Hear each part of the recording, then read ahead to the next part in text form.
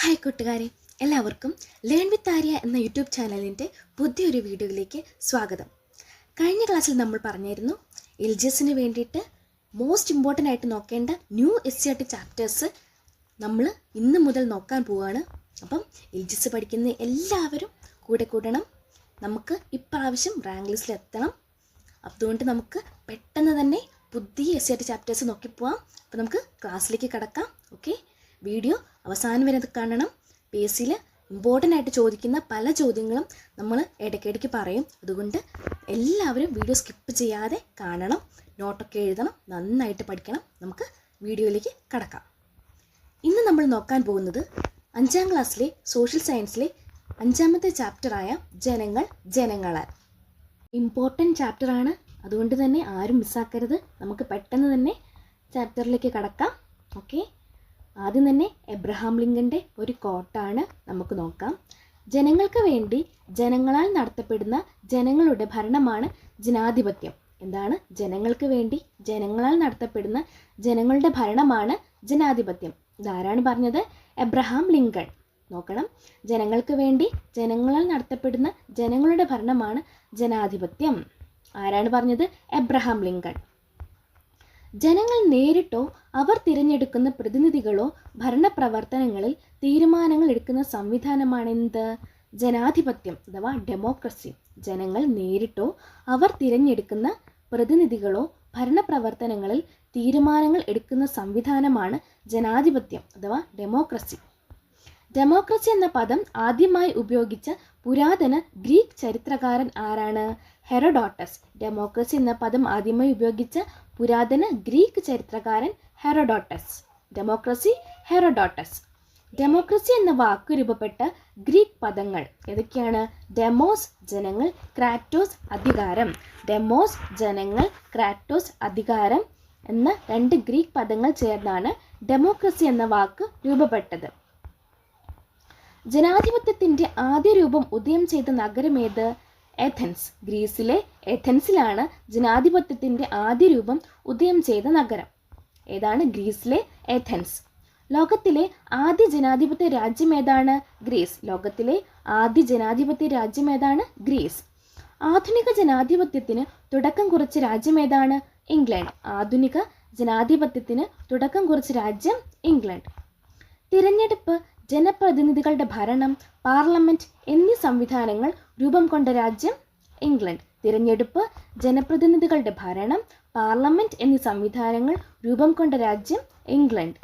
പാർലമെന്റുകളുടെ മാതാവ് എന്നറിയപ്പെടുന്ന രാജ്യം ഏതാണ്? ഇംഗ്ലണ്ട്. പാർലമെന്റുകളുടെ മാതാവ് ഇംഗ്ലണ്ട്. അടുത്തത് പ്രത്യക്ഷ ജനാധിപത്യം അഥവാ പങ്കാളിത്ത ജനാധിപത്യം എന്താണെന്ന് നോക്കാം. ജനങ്ങൾ നേരിട്ട് ഭരണകാര്യങ്ങളിൽ പങ്കാളികളാകുന്ന ഭരണവ്യവസ്ഥയാണെന്ത്? പ്രത്യക്ഷ ജനാധിപത്യം. അല്ലേ? ജനങ്ങൾ നേരിട്ട് ഭരണകാര്യങ്ങളിൽ പങ്കാളിയാവുന്ന ഭരണവ്യവസ്ഥ ഏതാണ്? പ്രത്യക്ഷ ജനാധിപത്യം അഥവാ പങ്കാളിത്ത ജനാധിപത്യം.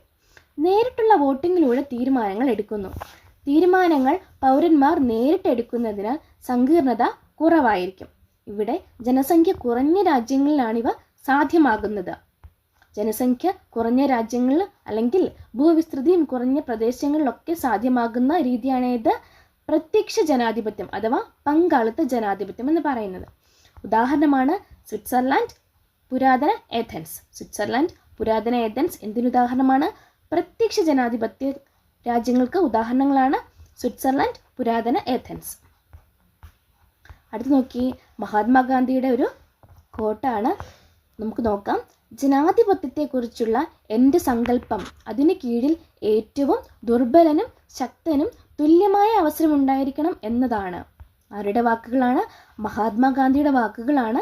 ജനാധിപത്യത്തെക്കുറിച്ചുള്ള എൻ്റെ സങ്കല്പം അതിന് കീഴിൽ ഏറ്റവും ദുർബലനും ശക്തനും തുല്യമായ അവസരമുണ്ടായിരിക്കണം എന്നതാണ്. ഓക്കെ, അടുത്ത് നോക്കി, പരോക്ഷ ജനാധിപത്യം അഥവാ പ്രാതിനിധ്യ ജനാധിപത്യം. ജനങ്ങൾ തിരഞ്ഞെടുക്കുന്ന പ്രതിനിധികൾ ജനങ്ങൾക്ക് വേണ്ടി ഭരണം നടത്തുന്ന ജനാധിപത്യ രീതിയാണെന്ത്? പരോക്ഷ ജനാധിപത്യം അഥവാ പ്രാതിനിധ്യ ജനാധിപത്യം. ജനങ്ങൾ തിരഞ്ഞെടുക്കുന്ന പ്രതിനിധികൾ ജനങ്ങൾക്ക് വേണ്ടി ഭരണം നടത്തുന്ന ജനാധിപത്യ രീതി അല്ലേ? അപ്പം നമ്മുടെ ഇന്ത്യയിലെ ഏത് രീതിയാണ്? പരോക്ഷ ജനാധിപത്യം അഥവാ പ്രാതിനിധ്യ ജനാധിപത്യ രീതിയാണല്ലേ. ജനങ്ങൾ തിരഞ്ഞെടുക്കുന്ന പ്രതിനിധികൾ ജനങ്ങൾക്ക് വേണ്ടി ഭരണം നടത്തുന്ന ജനാധിപത്യ രീതിയാണ് പരോക്ഷ ജനാധിപത്യം. തിരഞ്ഞെടുക്കപ്പെട്ട ജനപ്രതിനിധികൾ തീരുമാനങ്ങൾ എടുക്കുന്നതിനാൽ കൂടുതൽ സമയമെടുക്കുന്നു. ഇവിടെ ജനപ്രതിനിധികൾ തീരുമാനങ്ങൾ എടുക്കുന്നതിനാൽ കൂടുതൽ സമയം എടുക്കുന്നു. ജനസംഖ്യ കൂടിയ രാജ്യങ്ങളിലാണ് ഈ ഒരു രീതി സാധ്യമാകുന്നത്. ജനസംഖ്യ കൂടിയ രാജ്യങ്ങളിൽ സാധ്യമാകുന്നു. അടുത്തത് ജനസംഖ്യയും ഭൂവിസ്തൃതിയും കൂടിയ പ്രദേശങ്ങളിൽ സാധ്യമാകുന്നു. അത് ഉദാഹരണമാണ് ഇന്ത്യ. ഇന്നൊക്കെ അടുത്തത് പ്രത്യക്ഷ ജനാധിപത്യത്തിൻ്റെ ആലയം എന്നറിയപ്പെടുന്നത് സ്വിറ്റ്സർലൻഡാണ്. പ്രത്യക്ഷ ജനാധിപത്യത്തിൻ്റെ ആലയം എന്നറിയപ്പെടുന്നത് സ്വിറ്റ്സർലൻഡ്. ലോകത്തിലെ ഏറ്റവും വലിയ ജനാധിപത്യ രാജ്യമാണ് ഇന്ത്യ. ലോകത്തിലെ ഏറ്റവും വലിയ ജനാധിപത്യ രാജ്യമാണ് ഇന്ത്യ. രാജഭരണം നിലനിൽക്കുന്ന രാജ്യങ്ങൾ ഏതൊക്കെയാണ്? Saudi Arabia, Bhutan, Brunei. രാജഭരണം നിലനിൽക്കുന്ന രാജ്യങ്ങൾ സൗദി അറേബ്യ, ഭൂട്ടാൻ, ബ്രൂണൈ. ജനാധിപത്യ ഭരണ സംവിധാനത്തിൻ്റെ സവിശേഷതകൾ എന്തൊക്കെയാണെന്ന് നമുക്ക് നോക്കാം. ഇവിടെ ജനങ്ങൾക്കാണ് പരമമായ അധികാരം. ജനങ്ങൾക്കാണ് പരമമായ അധികാരം. നിയമത്തിന് മുന്നിൽ എല്ലാവർക്കും തുല്യത ഉറപ്പുവരുത്തുന്ന നിയമവാഴ്ചയാണ്. നിയമത്തിന് മുന്നിൽ എല്ലാവർക്കും തുല്യത. സ്വതന്ത്രവും നീതിപൂർവമായ തിരഞ്ഞെടുപ്പ്. ജനങ്ങളെയും ഭരണകൂടത്തെയും തമ്മിൽ ബന്ധിപ്പിക്കാൻ സഹായിക്കുന്ന സ്വതന്ത്ര വാർത്താ മാധ്യമങ്ങൾ. ഗവൺമെൻറ്റിനെ വിമർശനങ്ങളിലൂടെ മെച്ചപ്പെടുത്താൻ സഹായിക്കുന്ന പ്രതിപക്ഷം. സ്വതന്ത്രവും നിഷ്പക്ഷവുമായ നീതിന്യായ വ്യവസ്ഥ. ഇവയൊക്കെ എന്തിൻ്റെ സവിശേഷതകളാണ്? ജനാധിപത്യ ഭരണ സംവിധാനത്തിൻ്റെ സവിശേഷതകളാണ് അല്ലേ. ജനങ്ങൾക്കാണ് പരമമായ അധികാരം. നിയമത്തിന് മുന്നിൽ എല്ലാവർക്കും തുല്യത. സ്വാതന്ത്ര്യവും നീതിപൂർവമായ തിരഞ്ഞെടുപ്പ്. ജനങ്ങളെയും ഭരണകൂടത്തെയും തമ്മിൽ ബന്ധിപ്പിക്കാൻ സഹായിക്കുന്ന സ്വതന്ത്ര വാർത്താമാധ്യമങ്ങൾ. ഗവൺമെൻറ്റിനെ വിമർശനങ്ങളിലൂടെ മെച്ചപ്പെടുത്താൻ സഹായിക്കുന്ന പ്രതിപക്ഷം. സ്വതന്ത്രവും നിഷ്പക്ഷവുമായ നീതിന്യായ വ്യവസ്ഥ. ഇനി അടുത്തത് ജനാധിപത്യ സമ്പ്രദായത്തിൽ ഭരണാധികാരികളെ തിരഞ്ഞെടുക്കുന്ന പ്രക്രിയ അറിയപ്പെടുന്നത് തിരഞ്ഞെടുപ്പ്. ജനാധിപത്യ സമ്പ്രദായത്തിൽ ഭരണാധികാരികളെ തിരഞ്ഞെടുക്കുന്ന പ്രക്രിയ അറിയപ്പെടുന്നത് തിരഞ്ഞെടുപ്പ്. ഇനി തിരഞ്ഞെടുപ്പിൻ്റെ ധർമ്മങ്ങൾ എന്തൊക്കെയാണ്? ഗവൺമെൻറ്റുകൾ രൂപീകരിക്കുന്നു, എല്ലാവർക്കും പ്രാതിനിധ്യം നൽകുന്നു, ഭരണകർത്താക്കളെ വളർത്തിയെടുക്കുന്നു, ജനാധിപത്യം ശക്തിപ്പെടുത്തുന്നു, വോട്ടർമാരെ ബോധവൽക്കരിക്കുന്നു, തിരഞ്ഞെടുപ്പുകൾ ജനാഭിലാഷം പ്രതിഫലിപ്പിക്കുന്നു.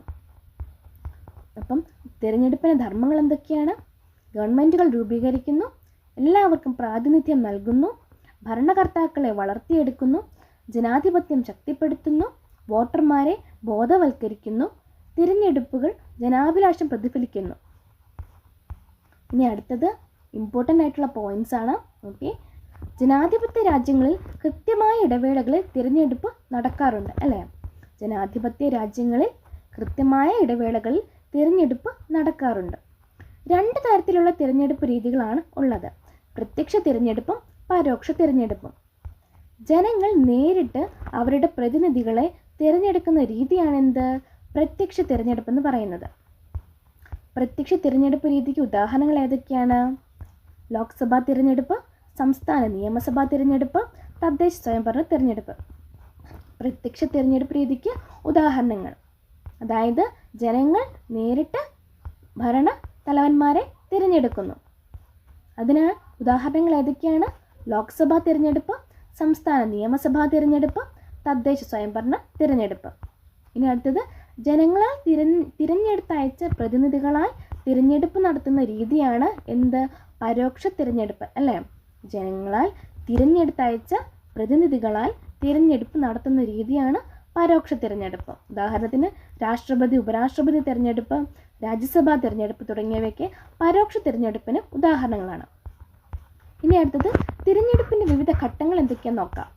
തിരഞ്ഞെടുപ്പ് ഉദ്യോഗസ്ഥരെ നിയമിക്കൽ, തിരഞ്ഞെടുപ്പ് വിജ്ഞാപനം, നാമനിർദ്ദേശ പത്രിക സമർപ്പിക്കൽ, പത്രിക സൂക്ഷ്മ പരിശോധന, നാമനിർദ്ദേശ പത്രിക പിൻവലിക്കൽ, തിരഞ്ഞെടുപ്പ് പ്രചരണം, വോട്ടെടുപ്പ്, വോട്ടെണ്ണലും ഫലപ്രഖ്യാപനവും. ഇതൊക്കെയാണ് തിരഞ്ഞെടുപ്പിൻ്റെ വിവിധ ഘട്ടങ്ങൾ. ഒന്നുകൂടെ നോക്കാം. തിരഞ്ഞെടുപ്പ് ഉദ്യോഗസ്ഥരെ നിയമിക്കൽ, തിരഞ്ഞെടുപ്പ് വിജ്ഞാപനം, നാമനിർദ്ദേശ പത്രിക സമർപ്പിക്കൽ, പത്രിക സൂക്ഷ്മ പരിശോധന, നാമനിർദ്ദേശ പത്രിക പിൻവലിക്കൽ, തിരഞ്ഞെടുപ്പ് പ്രചരണം, വോട്ടെടുപ്പ്, വോട്ടെണ്ണലും ഫലപ്രഖ്യാപനവും. ഇനി നോക്കി അടുത്തത് കേന്ദ്ര തിരഞ്ഞെടുപ്പ് കമ്മീഷൻ എന്താണ് നമുക്ക് നോക്കാം. നിലവിൽ വന്നത് എന്നാണ്? 1950 ജനുവരി 25 കേന്ദ്ര തിരഞ്ഞെടുപ്പ് കമ്മീഷൻ നിലവിൽ വന്നത്. 1950 ജനുവരി 25. ഏതനുച്ഛേദമാണ്? അനുച്ഛേദം 324. കേന്ദ്ര തിരഞ്ഞെടുപ്പ് കമ്മീഷൻ അനുച്ഛേദം 324. കേന്ദ്ര തിരഞ്ഞെടുപ്പ് കമ്മീഷൻ്റെ ആസ്ഥാനം എവിടെയാണ്? നിർവാചൻ സദൻ, ഡൽഹി. നിർവാചൻ സദൻ, ഡൽഹി. എത്ര അംഗങ്ങളാണ്? 3 അംഗങ്ങളാണ്. ഒരു ചീഫ് ഇലക്ഷൻ കമ്മീഷണറും 2 ഇലക്ഷൻ കമ്മീഷണർമാരും അടങ്ങുന്നതാണ് കേന്ദ്ര തിരഞ്ഞെടുപ്പ് കമ്മീഷൻ. അപ്പം രാഷ്ട്രപതി, ഉപരാഷ്ട്രപതി എന്നീ പദവികളിലേക്കും പാർലമെൻറ്റ്, സംസ്ഥാന നിയമസഭകൾ എന്നിവിടങ്ങളിലേക്കും തിരഞ്ഞെടുപ്പ് നടത്തുന്നത് കേന്ദ്ര തിരഞ്ഞെടുപ്പ് കമ്മീഷനാണ്. എവിടേക്കാണ്? രാഷ്ട്രപതി, ഉപരാഷ്ട്രപതി എന്നീ പദവികളിലേക്കും പാർലമെൻറ്റ്, സംസ്ഥാന നിയമസഭകൾ എന്നിവിടങ്ങളിലേക്കും തിരഞ്ഞെടുപ്പ് നടത്തുന്നത് കേന്ദ്ര തിരഞ്ഞെടുപ്പ് കമ്മീഷനാണ്. എവിടേക്കാണ്? രാഷ്ട്രപതി, ഉപരാഷ്ട്രപതി പദവി, പിന്നെ പാർലമെൻറ്റ്, പിന്നെ സംസ്ഥാന നിയമസഭകൾ. ഓക്കെ, ഓർത്ത് വെക്കണം, ഇമ്പോർട്ടൻ്റ് ആണ്. അടുത്ത ചോദ്യം നോക്കാം. കേന്ദ്ര മുഖ്യ തിരഞ്ഞെടുപ്പ് കമ്മീഷണറെയും മറ്റു തിരഞ്ഞെടുപ്പ് കമ്മീഷണർമാരെ നിയമിക്കുന്നതും നീക്കം ചെയ്യുന്നതും ആരാണ്? രാഷ്ട്രപതി. ഓർത്ത് വെക്കണം, ഇമ്പോർട്ടൻ്റ് ആണ്. കേന്ദ്ര മുഖ്യ തിരഞ്ഞെടുപ്പ് കമ്മീഷണറെയും മറ്റു തിരഞ്ഞെടുപ്പ് കമ്മീഷണർമാരെയും നിയമിക്കുന്നതും നീക്കം ചെയ്യുന്നതും രാഷ്ട്രപതിയാണ്. അടുത്തത്, കേന്ദ്ര മുഖ്യ തിരഞ്ഞെടുപ്പ് കമ്മീഷണറും കമ്മീഷണർമാരും രാജിക്കത്ത് നൽകുന്നത് ആർക്കാണ്? രാഷ്ട്രപതിക്കാണ്. അപ്പോൾ നിയമിക്കുന്നതും ഇവ രാജിക്കത്ത് നൽകുന്നതും ആർക്കാണ്? രാഷ്ട്രപതിക്കാണ്. അപ്പോൾ കേന്ദ്ര തിരഞ്ഞെടുപ്പ് കമ്മീഷണർമാരുടെ കാലാവധി എത്രയാണ്? 6 വർഷം അല്ലെങ്കിൽ 65 വയസ്സ്. കേന്ദ്ര തിരഞ്ഞെടുപ്പ് കമ്മീഷണർമാരുടെ കാലാവധി 6 വർഷം അല്ലെങ്കിൽ 65 വയസ്സ്. ഇനി നമുക്ക് കുറച്ച് എക്സ്ട്രാ ഫാക്ട്സ് നോക്കാം. ഇപ്പോൾ കേന്ദ്ര തിരഞ്ഞെടുപ്പ് കമ്മീഷൻ പഠിച്ചല്ലോ, നമുക്ക് സംസ്ഥാന തിരഞ്ഞെടുപ്പ് കമ്മീഷൻ കൂടെ നോക്കാം. കേരള സംസ്ഥാന തിരഞ്ഞെടുപ്പ് കമ്മീഷൻ നിലവിൽ വന്നത് എന്നാണ്? 1993 ഡിസംബർ 3. 1993 ഡിസംബർ 3. അനുച്ഛേദം ഏതാണ്? 243 കെ. 243 കെ. ഇപ്പം സംസ്ഥാന തിരഞ്ഞെടുപ്പ് കമ്മീഷണർമാരെ നിയമിക്കുന്നത് ആരാണ്? ഗവർണറാണ്. കണ്ടോ, സംസ്ഥാന തിരഞ്ഞെടുപ്പ് കമ്മീഷണർ നിയമിക്കുന്നത് ഗവർണറാണ്. പക്ഷെ നീക്കം ചെയ്യുന്നത് ആരാണ്? രാഷ്ട്രപതിയാണ്. നിയമിക്കുന്നത് ഗവർണറാണ്, നീക്കം ചെയ്യുന്നത് രാഷ്ട്രപതിയാണ്. കേന്ദ്ര തിരഞ്ഞെടുപ്പിലോ അവിടെ കമ്മീഷണർമാരെ നിയമിക്കുന്നതും നീക്കം ചെയ്യുന്നതും ആരാണ്? രാഷ്ട്രപതി മാത്രമാണ്. ഇവിടെ സംസ്ഥാനത്ത് നിയമിക്കുന്നത് ഗവർണറും നീക്കം ചെയ്യുന്നത് രാഷ്ട്രപതിയാണ്. തദ്ദേശ സ്വയംഭരണ സ്ഥാപനങ്ങളിലേക്കുള്ള തിരഞ്ഞെടുപ്പുകൾക്ക് മേൽനോട്ടം വഹിക്കുന്നു. എവിടെയാണ്? തദ്ദേശ സ്വയംഭരണ സ്ഥാപനങ്ങളിലേക്കുള്ള തിരഞ്ഞെടുപ്പുകൾക്ക് മേൽനോട്ടം വഹിക്കുന്നു. കാലാവധി 5 വർഷം അല്ലെങ്കിൽ 65 വയസ്സ് വരെ. കാലാവധി 5 വർഷം അല്ലെങ്കിൽ 65 വയസ്സ് വരെ. തദ്ദേശ സ്വയംഭരണ സ്ഥാപനങ്ങൾ ഗ്രാമപ്രദേശത്തിലെ ത്രിതല പഞ്ചായത്ത് സംവിധാനങ്ങളും നഗരപ്രദേശങ്ങളിലെ ഭരണസ്ഥാപനങ്ങളും ഉൾക്കൊള്ളുന്നവയാണ് തദ്ദേശ സ്വയംഭരണ സ്ഥാപനങ്ങൾ. ഏതൊക്കെയാണ്? ഗ്രാമപ്രദേശത്തെ ത്രിതല പഞ്ചായത്ത് സംവിധാനങ്ങളും നഗരപ്രദേശങ്ങളിലെ ഭരണസ്ഥാപനങ്ങളും ഉൾക്കൊള്ളുന്നവയാണ് തദ്ദേശ സ്വയംഭരണ സ്ഥാപനങ്ങൾ. ത്രിതല പഞ്ചായത്ത് സംവിധാനത്തിൽ ഉൾപ്പെടുന്നവ നോക്കിയേ: ഗ്രാമപഞ്ചായത്ത്, ബ്ലോക്ക് പഞ്ചായത്ത്, ജില്ലാ പഞ്ചായത്ത്. ഇതാണ് ത്രിതല പഞ്ചായത്ത് സംവിധാനം. ഗ്രാമപഞ്ചായത്ത്, ബ്ലോക്ക് പഞ്ചായത്ത്, ജില്ലാ പഞ്ചായത്ത്. ത്രിതല പഞ്ചായത്ത് സംവിധാനത്തിലെ ഏറ്റവും താഴത്തെ തലം ഏതാണ്? ഗ്രാമപഞ്ചായത്ത്. ഉയർന്ന തലം ജില്ലാ പഞ്ചായത്ത്. താഴ്ന്ന തലം ഏതാണ്? ഗ്രാമപഞ്ചായത്ത്. ഉയർന്ന തലം ജില്ലാ പഞ്ചായത്ത്. നോക്കിയേ, കുറച്ച് എക്സ്ട്രാ ഫാക്ട്സ് നോക്കാം. പഞ്ചായത്തി രാജ് നിയമം പാസ്സാക്കിയ ഭരണഘടനാ ഭേദഗതി ഏതാണ്? 73-ാം ഭേദഗതിയാണ്. പഞ്ചായത്തി രാജ് നിയമം പാസ്സാക്കിയ ഭരണഘടനാ ഭേദഗതി 73-ാം ഭരണഘടനാ ഭേദഗതി 1992. അടുത്തത് നഗരപാലിക നിയമം പാസ്സാക്കിയ ഭരണഘടനാ ഭേദഗതി ഏതാണ്? 74-ാം ഭേദഗതി 1992. 74-ാം ഭേദഗതി ഏതാണ്? നഗരപാലിക നിയമം പാസ്സാക്കിയ ഭരണഘടനാ ഭേദഗതി. 73-ാം ഭേദഗതിയോ പഞ്ചായത്ത് രാജ് നിയമം പാസ്സാക്കിയ ഭേദഗതിയാണ് 73. നഗരപാലിക നിയമം പാസ്സാക്കിയത് 74-ാം ഭേദഗതിയാണ്. പഞ്ചായത്ത് രാജ് സംവിധാനത്തിലെ അടിസ്ഥാനം എന്ന് പറയുന്നത് ഏതാണ്? ഗ്രാമസഭയാണ്. പഞ്ചായത്ത് രാജ് സംവിധാനത്തിലെ അടിസ്ഥാനം ഏതാണ്? ഗ്രാമസഭ. ഒരു പ്രദേശത്തിൻ്റെ ഭരണവികസന പ്രക്രിയയിൽ എല്ലാ ജനങ്ങൾക്കും പങ്കാളികളാകാനും തീരുമാനങ്ങൾ എടുക്കാനും അവസരം ലഭിക്കുന്ന വേദി ഏതാണ്? ഗ്രാമസഭ. ഒരു പ്രദേശത്തിൻ്റെ ഭരണവികസന പ്രക്രിയയിൽ എല്ലാ ജനങ്ങൾക്കും പങ്കാളികളാകാനും തീരുമാനങ്ങൾ എടുക്കാനും അവസരം ലഭിക്കുന്ന വേദി ഏതാണ്? ഗ്രാമസഭ. ഒരു പഞ്ചായത്തിലെ ഓരോ വാർഡിലെയും വോട്ടർ പട്ടികയിൽ പേര് ചേർക്കപ്പെട്ട മുഴുവൻ ജനങ്ങളും ഗ്രാമസഭയിൽ അംഗമാണ്, അല്ലേ? ഒരു പഞ്ചായത്തിലെ ഓരോ വാർഡിലെയും വോട്ടർ പട്ടികയിൽ പേര് ചേർക്കപ്പെട്ട മുഴുവൻ ജനങ്ങളും ഗ്രാമസഭയിൽ അംഗമാണ്. ഗ്രാമസഭ വിളിച്ചു കൂട്ടുന്നത് ആരാണ്? Ward member. ഗ്രാമസഭ വിളിച്ചു കൂട്ടുന്നത് വാർഡ് മെമ്പർ. ഗ്രാമസഭയുടെ അധ്യക്ഷൻ ആരാണ്? പഞ്ചായത്ത് പ്രസിഡന്റ്. ഗ്രാമസഭയുടെ അധ്യക്ഷൻ പഞ്ചായത്ത് പ്രസിഡന്റ്. ഗ്രാമസഭ വിളിച്ചു കൂട്ടുന്നത് വാർഡ് മെമ്പറാണ്. ഗ്രാമസഭയുടെ അധ്യക്ഷൻ പഞ്ചായത്ത് പ്രസിഡന്റ്. ഗ്രാമസഭയെക്കുറിച്ച് പ്രതിപാദിക്കുന്ന ഭരണഘടനാ വകുപ്പ് ഏതാ? 243A. ഗ്രാമസഭയെക്കുറിച്ച് പ്രതിപാദിക്കുന്ന ഭരണഘടനാ വകുപ്പ് ഏതാ? 243A. നഗരങ്ങളിൽ ഗ്രാമസഭ അറിയപ്പെടുന്നത് ഏത് പേരിലാണ്? വാർഡ് സഭ. നഗരങ്ങളിൽ ഗ്രാമസഭ അറിയപ്പെടുന്നത് വാർഡ് സഭ. നഗരപ്രദേശങ്ങളിലെ ഭരണസ്ഥാപനങ്ങൾ അറിയപ്പെടുന്നത് മുനിസിപ്പാലിറ്റികൾ, കോർപ്പറേഷനുകൾ. നഗരപ്രദേശങ്ങളിലെ ഭരണസ്ഥാപനങ്ങൾ അറിയപ്പെടുന്നത് മുനിസിപ്പാലിറ്റികൾ, കോർപ്പറേഷനുകൾ. ചെറിയ പട്ടണങ്ങളിൽ ഭരണം നടത്തുന്ന തദ്ദേശ സ്വയംഭരണ സ്ഥാപനം അറിയപ്പെടുന്നത് മുനിസിപ്പൽ കൗൺസിൽ. ചെറിയ പട്ടണങ്ങളിലാണെങ്കിൽ മുനിസിപ്പൽ കൗൺസിൽ. വലിയ പട്ടണങ്ങളിൽ ഭരണം നടത്തുന്ന തദ്ദേശ സ്വയംഭരണ സ്ഥാപനം ഏതാണ്? Municipal corporation. അപ്പം ചെറിയ പട്ടണത്തിലാണെങ്കിൽ മുനിസിപ്പൽ കൗൺസിൽ, വലിയ പട്ടണങ്ങളിലാണെങ്കിൽ മുനിസിപ്പൽ കോർപ്പറേഷൻ. ഓർത്ത് വെക്കണം, ഇമ്പോർട്ടൻ്റ് ആണ്. അടുത്തത്, തദ്ദേശ സ്വയംഭരണ സ്ഥാപനങ്ങളിലെ ഭരണസമിതിയുടെ കാലാവധി എത്ര വർഷമാണ്? 5 വർഷം. തദ്ദേശ സ്വയംഭരണ സ്ഥാപനങ്ങളിലെ ഭരണസമിതി കാലാവധി 5 വർഷം. അടുത്തത് നമുക്ക് കേരള നിയമസഭ നോക്കാം. കേരള സംസ്ഥാനത്തിൻ്റെ നിയമനിർമ്മാണ സഭ ഏതാണ്? കേരള നിയമസഭ. കേരള സംസ്ഥാനത്തിൻ്റെ നിയമനിർമ്മാണ സഭയാണ് കേരള നിയമസഭ. കേരള നിയമസഭയുടെ ആസ്ഥാനം എവിടെയാണ്? തിരുവനന്തപുരം. കേരള നിയമസഭയുടെ ആസ്ഥാനം തിരുവനന്തപുരം. തിരുവിതാംകൂർ ലെജിസ്ലേറ്റീവ് കൗൺസിൽ സ്ഥാപിതമായത് എന്നാണ്? 1888. തിരുവിതാംകൂർ ലെജിസ്ലേറ്റീവ് കൗൺസിൽ സ്ഥാപിതമായത് 1888.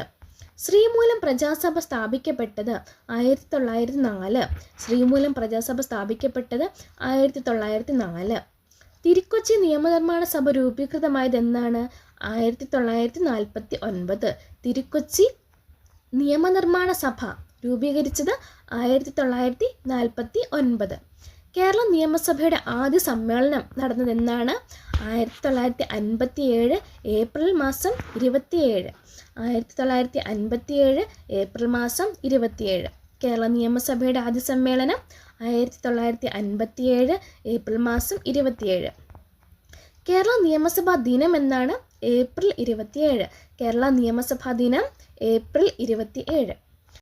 അടുത്തത്, നിയമസഭയിൽ ജനങ്ങൾക്ക് വേണ്ടി സംസാരിക്കുന്നത് ആരാണ്?